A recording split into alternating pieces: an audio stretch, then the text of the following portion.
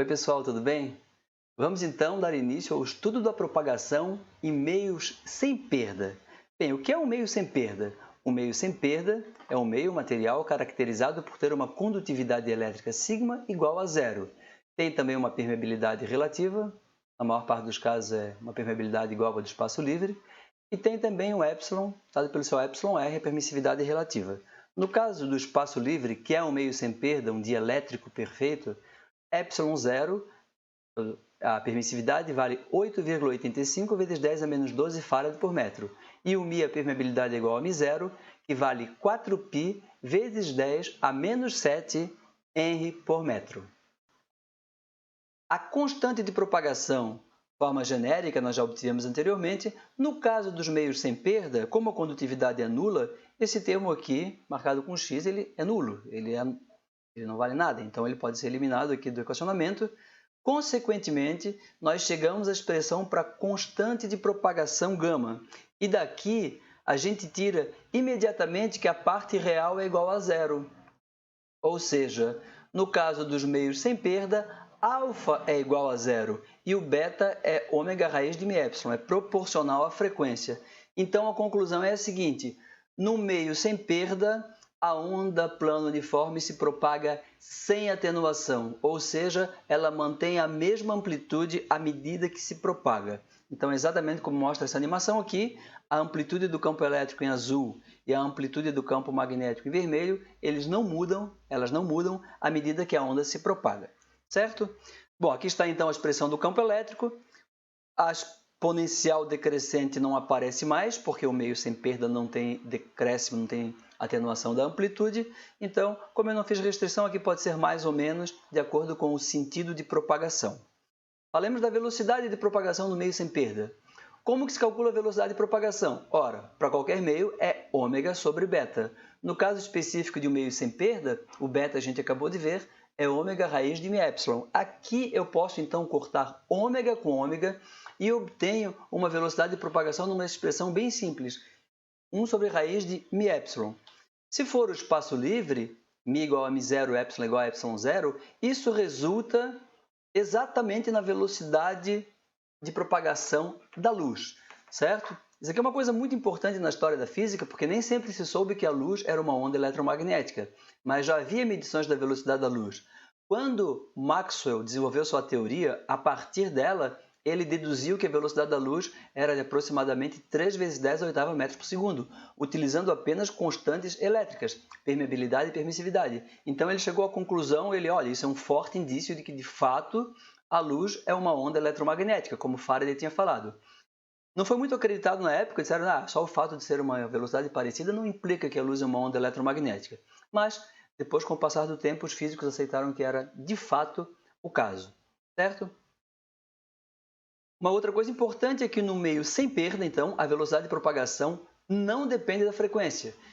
Bom, a velocidade de propagação é sempre c, no caso do espaço livre. Isso pode ser para a cor azul, para a cor vermelha, para a cor verde, para uma onda de rádio FM, para uma onda de rádio AM, o valor é sempre o mesmo. Por quê? Porque o espaço livre, o vácuo, não tem perda. Então, para esse tipo de meio, a velocidade não depende da frequência. Uma onda se propagando debaixo d'água, por exemplo, aí a velocidade depende da frequência, já que é um meio com perda. Uma outra coisa interessante aqui é que essa velocidade de propagação da luz foi obtida sem falar em referencial. Então, isso mostra que a velocidade da luz ela é absoluta, ela não depende do referencial. E isso foi toda a base da relatividade, certo? Na verdade, a teoria, as equações de Maxwell, que descrevem o eletromagnetismo, elas foram a base da relatividade, elas não foram mudadas pela relatividade e nem foram mudadas pela física quântica. Então, é uma teoria bastante robusta que a gente usa até hoje praticamente sem modificação, certo? A velocidade de propagação, então, é 1 sobre raiz de μ. Eu posso escrever μ como produto de μr por μ0 e ε com εr e ε0, separar esses termos aqui, e esse termo que está aqui destacado nada mais é do que a velocidade da luz c. Portanto, a velocidade de propagação no meio sem perda pode ser escrita como c, velocidade da luz no vácuo, dividida pela raiz de μr εr. Para a grande maioria dos materiais, μr é igual a 1. Os materiais são não magnéticos. Então, aqui embaixo, geralmente, é apenas raiz de εr. Como μr e εr nunca vão ser menores do que 1, Tá? Então, a velocidade de propagação nunca vai ser maior do que a velocidade da luz. Vocês já devem ter ouvido falar em índice de refração, isso é assunto do ensino médio, de física básica. Então, o índice de refração no meio, por definição, é a velocidade da luz no vácuo dividido pela velocidade de propagação no meio. Então, a gente observa aqui claramente que o índice de refração é justamente esse denominador. É a raiz quadrada de μr εr. Como eu disse, geralmente o μr é igual a 1. Então, quase sempre é a raiz quadrada de εr. É um número real nesse caso, porque o índice de refração real, porque é um meio sem perda. Na verdade, para meios com perda, é possível definir o índice de refração complexo, com parte real e parte imaginária, em que a parte imaginária está associada à atenuação da onda. Isso foge aqui do escopo dessa disciplina, certo? Falemos um pouco da impedância intrínseca de um meio sem perda. Então, a impedância intrínseca, aqui está a expressão genérica. No caso de um meio sem perda, a tangente de perdas é nula. Pense, então, que a expressão bem simples é simplesmente a raiz quadrada da permeabilidade pela permissividade.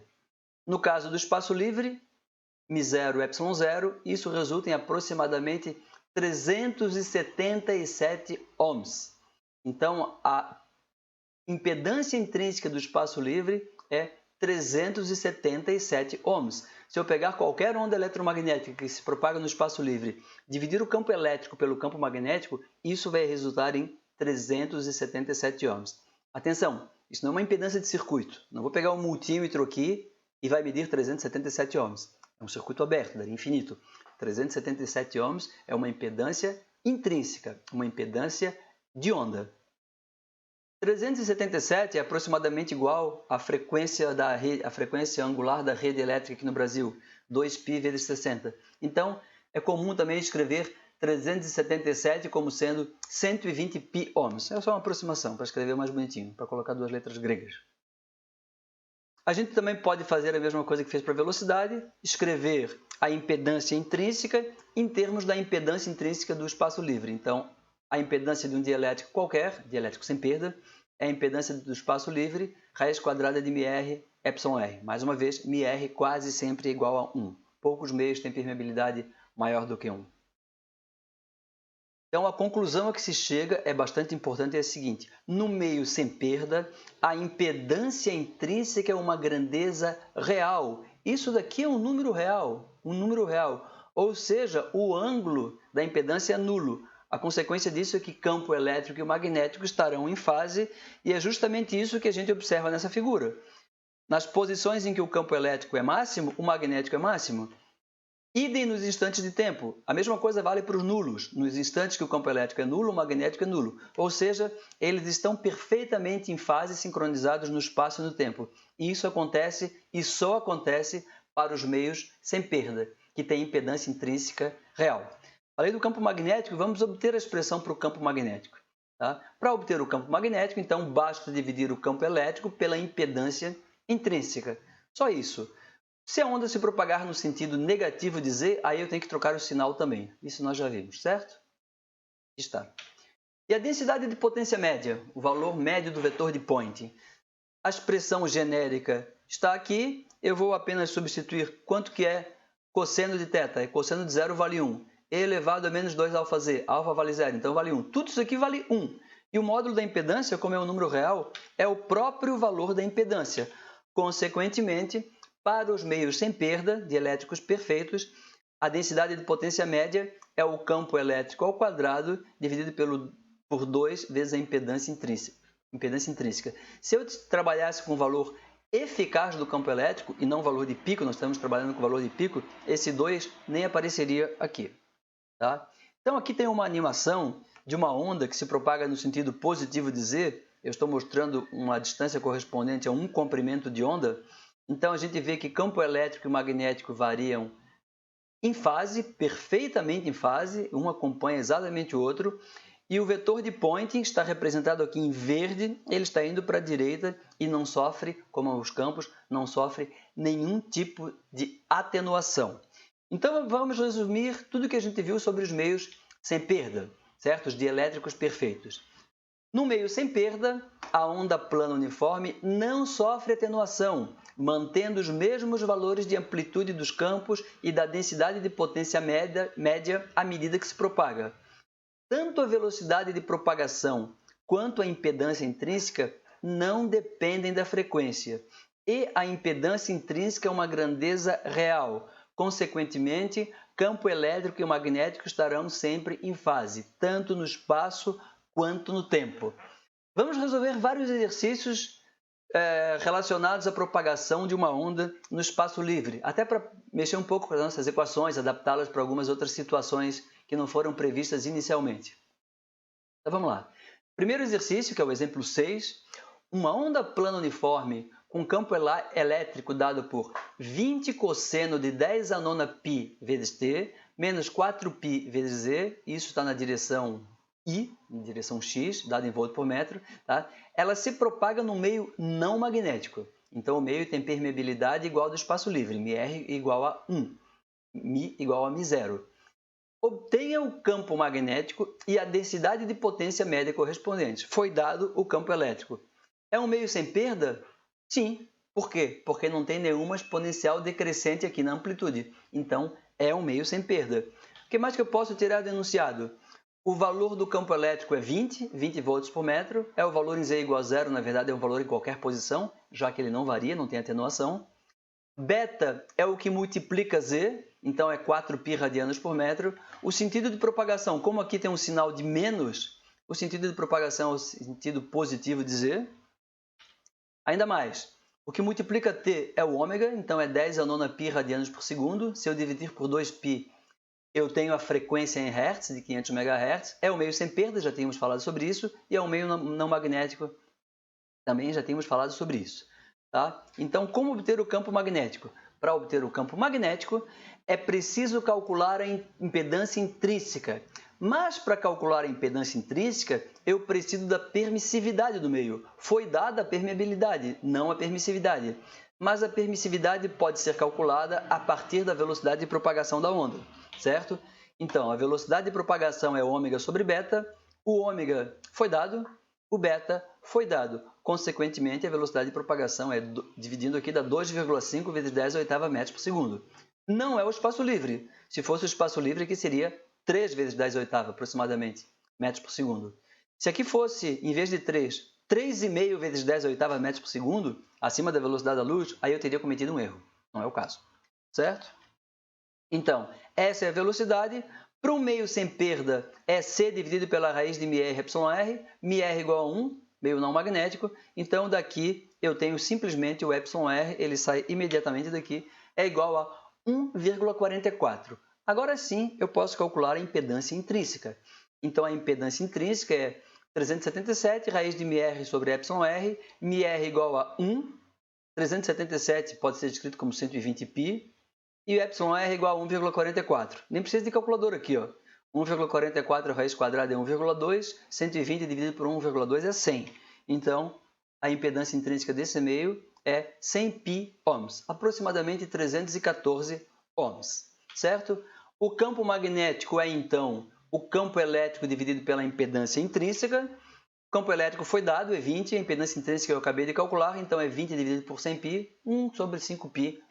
Quem ficar incomodado com o número irracional no denominador, pega a calculadora e faz as contas, certo? Então, essa onda, ela se propaga no sentido positivo de Z, a gente já tinha visto, e o campo elétrico está no sentido positivo de X. Consequentemente, o campo magnético estará no sentido positivo de Y. Está aqui, ó. O P, o vetor de Poynting, está na direção positiva de Z, o campo elétrico está na direção positiva de X. Então, I vetorial alguma coisa resulta em K. I vetorial J resulta em K. Então, o campo magnético está na direção positiva de Y. Claro que ele se alterna com o tempo, mas ele está na direção J, positivo. Então, aqui está a expressão do vetor campo magnético. É a expressão que a gente tinha obtido colocando o J aqui para dizer que aponta no sentido positivo do eixo Y, certo? É um meio sem perda. Tá? Então, a densidade de potência média, assim como os campos, não sofre atenuação, e a densidade de potência média, nós já vimos, é dada por x0² dividido por 2 vezes a impedância, e esses valores todos nós temos. É só substituição de fórmula, tá? Então basta substituir aqui, e a gente tem que A densidade de potência média é de 0,637 watts por metro quadrado. Cada metro quadrado da frente de onda transporta uma potência de 0,637 watts. Isso pode ser escrito também em microwatts por centímetro quadrado. Então, cada centímetro quadrado da frente de onda transporta uma potência de 63,7 microwatts. Se eu tenho 2 centímetros ao quadrado, a potência total é o dobro dessa. 3 centímetros é o triplo dessa, etc. Certo? Vamos resolver mais um exercício. Então, exemplo 7. Uma onda plana uniforme com campo elétrico na direção Y. Agora a onda tem o campo elétrico na direção Y. E ela se propaga no espaço livre no sentido mais x. Olha, a primeira vez que isso acontece. Para nós era sempre mais z ou menos z. Agora a onda se propaga no sentido positivo de x. O comprimento de onda é 2 metros e ela atinge sua máxima amplitude de 200 volts por metro em x igual a 0,5 metros e t igual a 1 segundo. Escrever as expressões para os campos elétrico e magnético. Bom, nós tínhamos escrito essa expressão para o campo elétrico, só que essa expressão ela vale, primeiro, para uma onda que se propaga no sentido, na direção z, mais ou menos z, aqui no nosso caso é x, mais x, e também ela atingiu o seu valor máximo quando t igual a 0 e z igual a 0. T igual a 0 e z igual a 0 tem o cosseno de 0, é 1. O cosseno de 0 é 1, é o máximo. Aqui não, o máximo é atingido em outra posição, meio metro, e em outro instante de tempo, t igual a 1 segundo. Então, eu tenho que adaptar essa expressão para ser coerente com o enunciado do exercício. Tá? Então, o que eu fiz? A maneira mais simples de fazer é, primeiro, em vez de colocar t, eu coloco t menos 1, faço um deslocamento temporal. Em vez de z é x, porque a onda agora se propaga no sentido positivo de x, então aqui é menos porque o sentido é positivo de x. Se fosse sentido negativo, aqui teria o sinal positivo. E x igual a 0,5. Então, eu coloco aqui x menos 0,5. Eu fiz um deslocamento espacial também. Então, se x igual a 0,5 e t igual a 1, substituindo aqui, eu tenho o cosseno de 0,1 e é o valor máximo. Então, essa equação aqui, que eu acabei de escrever, está coerente com o enunciado. Tá certo? Bom, algumas coisas foram dadas. O EY0 foi dado, 200 volts por metro. E o beta é o que multiplica esse termo entre parênteses aqui. Mas quanto vale beta? Eu tenho? Tenho. Foi dado o comprimento de onda, é 2 metros. Se o comprimento de onda é 2 metros, beta é 2π sobre lambda, significa que é π radiano por metro, ou 180 graus por metro, se preferirem. Significa dizer que a cada metro percorrido, a fase se atrasa de 180 graus.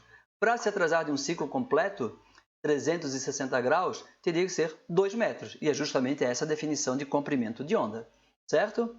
Bom, nós ainda precisamos obter a expressão para o campo magnético. Né? Na verdade, eu preciso também do valor de ômega. Não foi dado o valor de ômega, então eu preciso calcular o valor de ômega. Como calcular o valor de ômega?